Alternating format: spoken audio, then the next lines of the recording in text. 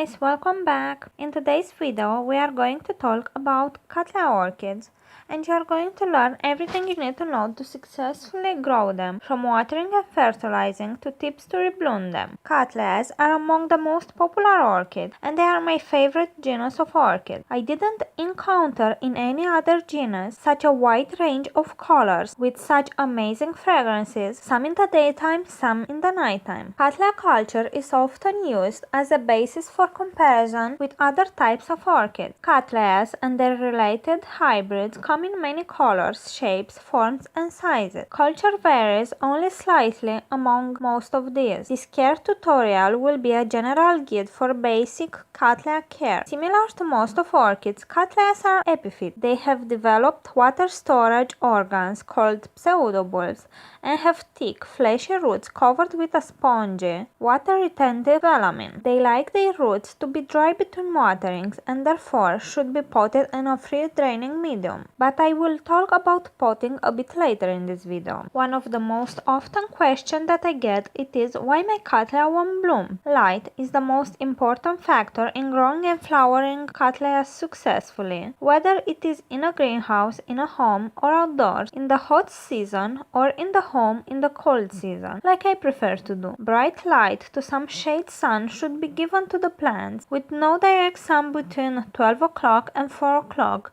pretty much the same hours you should avoid when you are going to the beach. This means an east shaded south with a sheer curtain or west window in a home and 50 to 70% full sun in a greenhouse or outdoors, meaning about 3000 to 5000 foot candles. Leaves should be a medium green color, pseudobulbs erect, and require no staking. I had received many times orchids from some nurseries that were way too flexible and they didn't have the strength to stay erect, being a good sign of too little sunlight.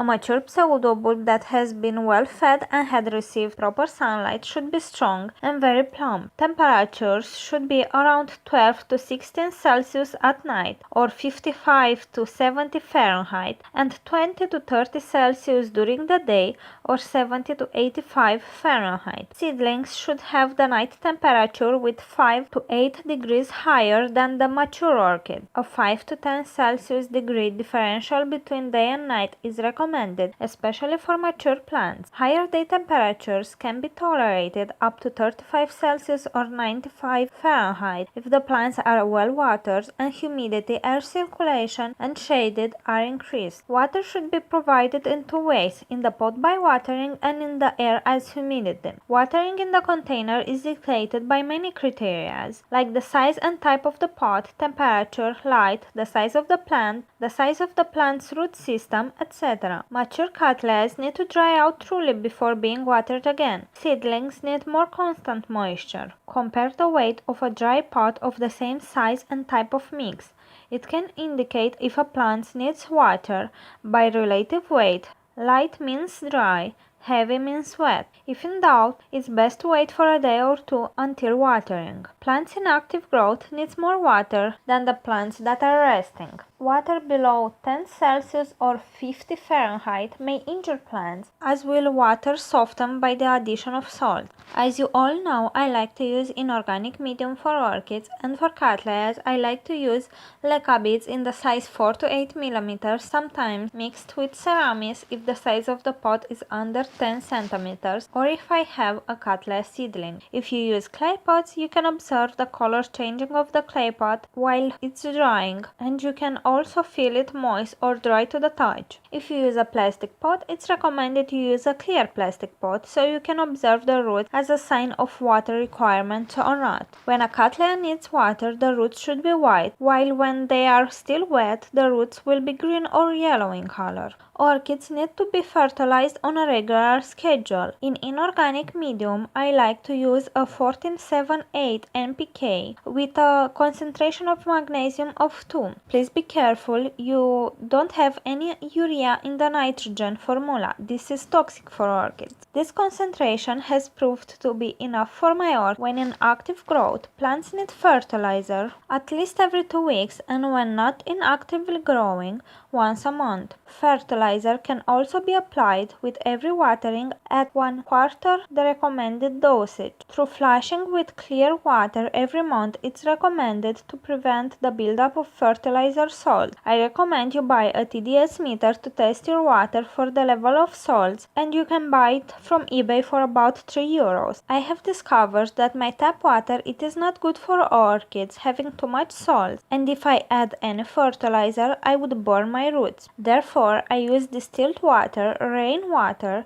or clear water from my reverse osmosis system. It is a small investment for the well-being of my orchid. I think I pay under €30 for my reverse osmosis system. I had discovered that Cattleya orchids can't be bothered about humidity, so I think if you stay in the 20–40% range, all should be fine. I have natural humidity pretty high, about 60–70%, so I've learned the hard way that the air should be always moving around plants to prevent fungal or bacterial diseases, especially if high humidity or cool temperatures exist. Repotting is necessary when the rhizome of the plant outgrows over the edge of the pot or the potting medium starts to break down and drain poorly, usually after 2 or 3 years if you use organic medium, or if the pot is not enough anymore to sustain the root system of the orchid, like my Cattleya Wanagara apple blossom that has just filled every empty space in between the pebbles, and after it blooms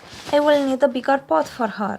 It is best to repot just when you see the new roots sprouting from the new growth. This moment can be different from orchid to orchid. Some start new roots when the new growth is only a few centimeters in height, while some wait for the new growth to mature and sometimes even to bloom. I like to use for my Cattleya orchids clay pots with a mixture of leca beads, and sometimes I add ceramics on the top of the pots. It is best to use inorganic medium because it won't break down and you will be able to repot the orchid less frequent, thing that we all want. Until the plant has at least 6 mature pseudobulbs, it generally should be put into a larger pot and not divided. If dividing a plant, 3 to 5 pseudobulbs per division are required. Select a pot that will allow for approximately 2 years of growth before crowning the pot. When repotting, Cattleyas usually kill the roots from the oldest pseudobulb and may keep only the ones from the 2 newest pseudobulbs, so we want to achieve a less frequent repotting, thing that is helped a lot by using inorganic medium. Reblooming Cattleyas has proved to be tricky for some of you, but if you provide adequate care and enough sunlight, you shouldn't have any issues with that. Some hybrids may bloom several times a year, while others only once, and usually in the same season each year. Most of Cattleyas bloom in late autumn, winter, or early spring.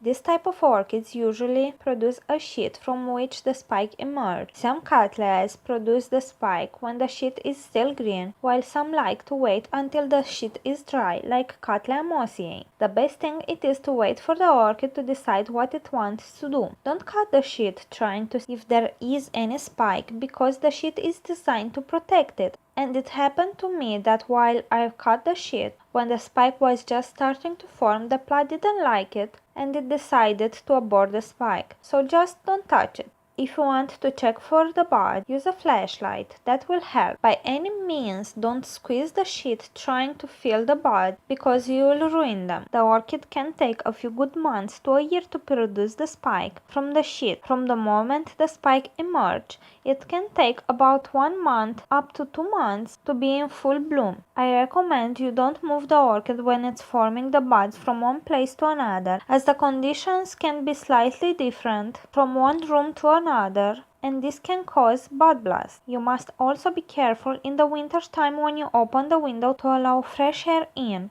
because the fresh cold air can also cause bud blast. It happened recently to me and that was pretty sad. Some other Cattleyas like to produce the buds without a sheath directly from the new growth, so as the leaf unfolds, you will see tiny buds poking out through the leaf. I like more these Cattleyas because at least you will know if you are going to have blooms or not. I have a few Cattleyas that do this, like my Hawaiian Splashlea, Cattleya Blossom Bounty, Cattleya Jungle Eyes, but I guess there are much more on the market. Many Cattleyas are fragrant, as they have been crossed with brassavolas. Strong light will enhance the fragrance. The best fragrances out of all orchids I have encountered, it is in this genus, which makes it my favorite. The total blooming of this orchid is short, extending from 2 to 4 weeks, but the total appearance and fragrance make worth growing them. I personally enjoy a lot seeing a specimen size of a Cattleya in bloom. I hope you have enjoyed this video. Thank you for watching.